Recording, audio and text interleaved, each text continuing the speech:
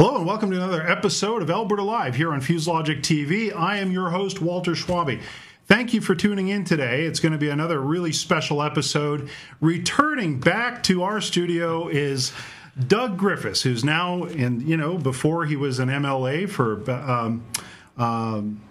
Battle River. I keep saying Battleford, I keep thinking Battleford, but it's Battle River Wainwright. And, today, as many of you know, tuning in, he's running for the leadership of the Alberta Progressive Conservative Party here in Alberta. Doug, welcome back to fusedlogicTV. Thank you for having me on here. You're most welcome. So let's get into it. There's a lot of things that we could be talking about. I want to start off with trust and integrity. Okay. In the last week or so, give it 10 days, we've had Frederick Lee come out of the woodwork with his emails and shredding documents. We've had Gary Marr's overzealous campaign volunteers selling memberships outside of polling station. Is this eroding trust in the PC party? Do people still trust you guys? Well, I think the biggest issues still that came up was the membership list that broke privacy laws that was leaked to the media to do. Did you do it? I got to ask. Did you do it? If I did it, I wouldn't have been in last place. Okay. I would have probably been in something like second place, but not last place. So no, I didn't do anything like that. It does reflect on the whole party, these sort of actions, and it's as much as any of the teams want to deny it and stuff, you travel around, people say, see, this is why I have a problem with you guys. You seem to think that the laws don't apply to you, that the rules don't apply to you, and it's all about power. And I understand exactly where they get that impression. It's unfortunate. And, that's why we have a lot of people come up to us and say, Doug, you don't win. This may very well spell some long-term challenges for the party that they might not recover from. Right. Well, let's talk about, again, you brought up the whole thing about the list and violating the non-disclosure. Should there be an investigation? Yes, absolutely. This is not just a party matter where the party list was given to the candidates who signed an agreement that said that this would not be revealed.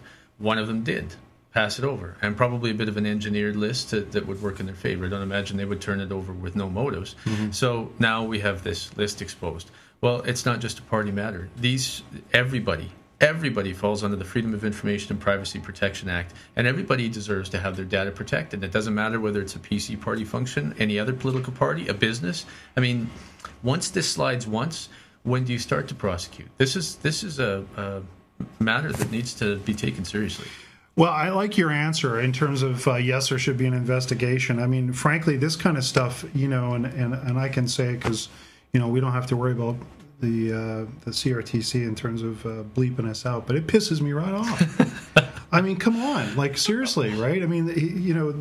Let's act with some honor and some integrity, and let's hold people accountable. It reflects on the whole party because now I go sell memberships. People say, "Well, who's going to wind up with my information?" Right, of course. You get painted with the same brush, right? Yeah. So what's the process? If there's an investigation, does it start with Bill Smith, the president of the party? Who launches that investigation?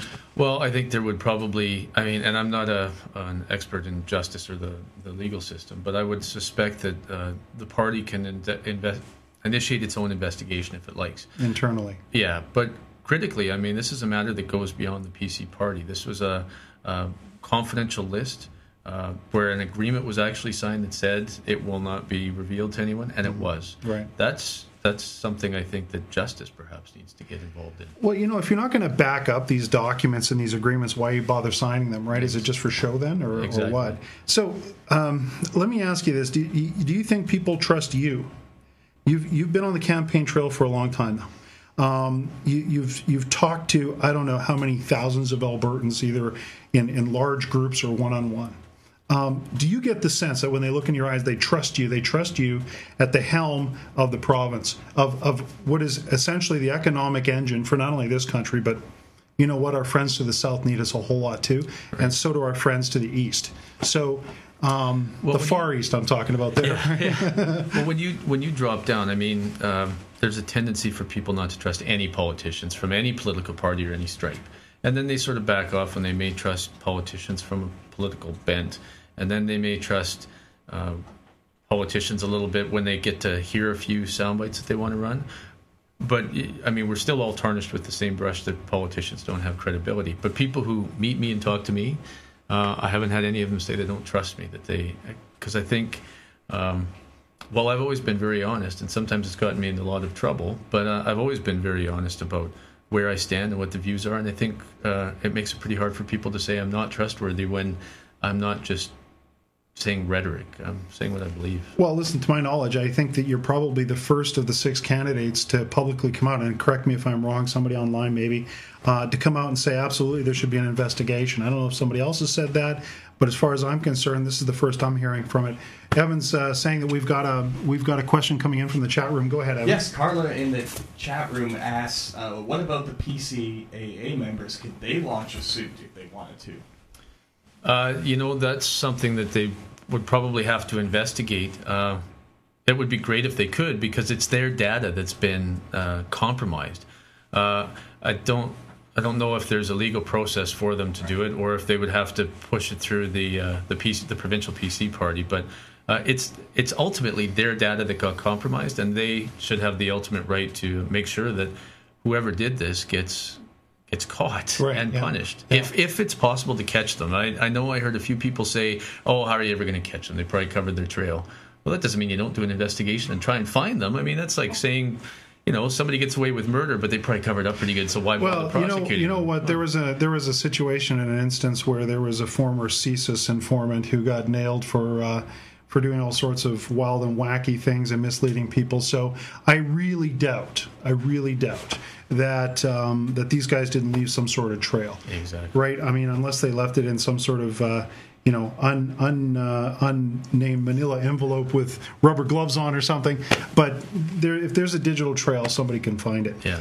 Okay, well, let's talk a little bit more about, again, leading into more about the leadership question. And, I've heard many of your speeches online, and you make reference that you're the youngest candidate in the race, okay? And, Punch Jackson on Twitter asks, look, we know that you're 38, but let's hear what sets you apart as a leader on the leadership skill basis, right? Never mind the age thing. And I know that you've played that up because you're trying to turn what you might, or somebody might perceive as maybe a weakness into a positive. There's nothing wrong with that. But let's focus on the skill sets now, okay? What is it that sets you apart from the other leadership candidates? Willingness to discuss new ideas and to listen to Albertans. I mean, I know that we had a discussion and a debate on CBC about open government, and one of the other candidates said, hey, I believe in open government. We had a conference call with 2,000 people. Well, just because 2,000 people sign up on a conference call to listen to you talk does not mean open government. Right. Open government is a much bigger concept that deals with putting data out there for Albertans unencumbered, so that they can tweak it and analyze it and figure out some solutions, and involving Albertans in the process. I mean, I'm the only one that seems to really understand that that's what we need to do. I mean, some of the other candidates have made fun and criticized me that I don't have detail enough policy. Well, who would be ignorant enough to think that they have all the solutions for every single issue we have? I lay out what my values are and what I believe we should be striving for over the next generation. But when it comes to specifics, there are a lot more experts out there in every single field that I would want to pull together to come up with the solutions. Okay, but fair enough. I mean, but let's. I mean, I think Albertans are asking for a little bit more than just the value set. I think values are incredibly important. There's no doubt, and I think that if I was to give you a rating on that basis, you've made that very clear, and I think that's a great thing. However, let's when it comes to things like, for example, the first 90 days. Is it that your point is that you want Albertans to think that in the first 90 days of your administration that you're going to have a lot of focus groups? No. I've been very clear that in the first 90 days, the first thing you do is lay out a budget with a long-term fiscal plan that you can take back to Albertans that builds on the budget. You deal with the property rights issues in this province, which have created discontent all around rural Alberta and quite a bit in urban Alberta too, around Bills 19, 24, 36, and 50. and you need to do candidate recruitment. We haven't recruited candidates in this party since Peter Lougheed was the premier, and it's time that we drew in some new energy and some new blood, some young blood. And I don't just mean young as in 38, right? But I mean young at heart, the people who are not set in their ways. You can have, I know, lots of young people who are set in their ways and older people who are very creative. So you've got to do candidate recruitment to bring them in, and then you've got to reorchestrate your cabinet to reflect the values that you ran on. So I have some very specifics to lay out as well. Well, ladies and gentlemen, if you've just tuned in, you're watching Alberta Live here on fusedlogicTV. I'm your host, Walter Schwabe. We're going to take a quick break. We're here with Doug Griffiths, PC leadership candidate. We're going to take a break. We're going to come back and talk some healthcare. Stay tuned. We're going to be right back.